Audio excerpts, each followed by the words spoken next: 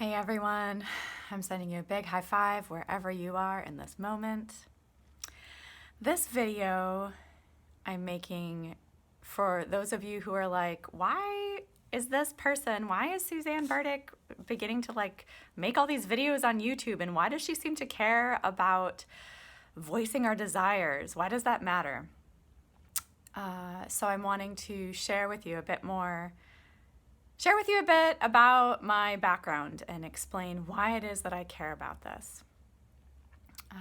I grew up with a mom and a dad, and my dad, for most of my life, until just the last couple of years, he was a pastor in an relatively evangelical Christian denomination.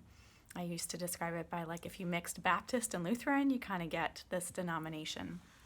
And in the United States in general, the culture is pretty heavily influenced by Christianity. So even if I hadn't been raised in that particular family, I might have still had the same conditioning. But essentially, I absorbed this conditioning from my subculture that to have desires as a person, as an individual, was not the best thing, right? We were trying to be selfless. We were trying to always value other people's needs and wants above our own. But it was this really tricky thing because it was kind of taboo for anyone to openly voice their needs and wants.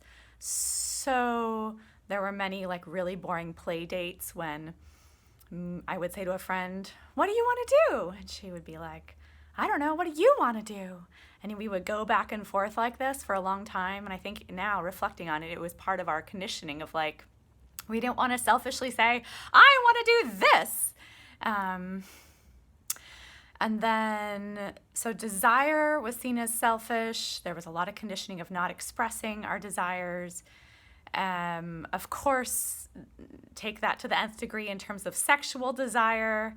When I was 15, got a purity ring, an abstinence ring, and was very much adamant, sort of against acting on sexual desire with other people or exploring that until, you found one person and got married and did all that.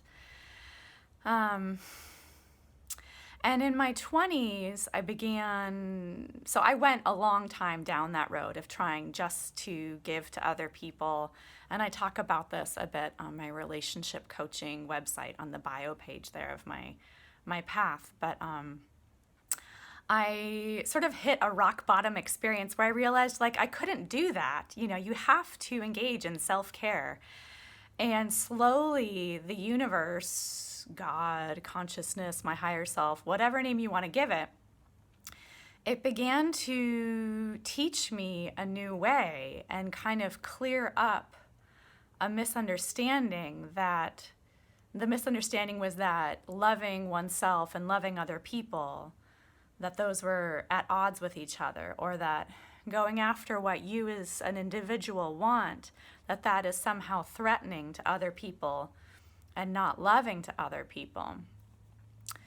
And so I have come, and I want to say here that I still have a lot of respect for religious traditions. I don't want to throw the baby out with the bathwater. I still deeply love and appreciate, whether you want to call it Christ the person, Jesus, Christ consciousness, Christ energy. And I think what I had absorbed from my cultural conditioning was deeply flawed. And it was flawed in a way that had really devastating outcomes for so many of the people I saw, where we were repressing our desires. We were suppressing them. We were denying them, but then we still had them. So then they would roar up in these really ugly ways. And so that's why I care about this so much, is I have found truly a transformative, life-giving experience to shift from, I'll just sit in the back and try and love other people and do what other people want, that's the way of loving others and being alive. I have learned that's not how the universe works, and that in fact the truth at least my truth as I've come to experience it and test it out thus far in my life, is that it's even better than I thought. Not only do we get to love other people, but we get to love ourselves. And the more we love ourselves, the more we have to love other people.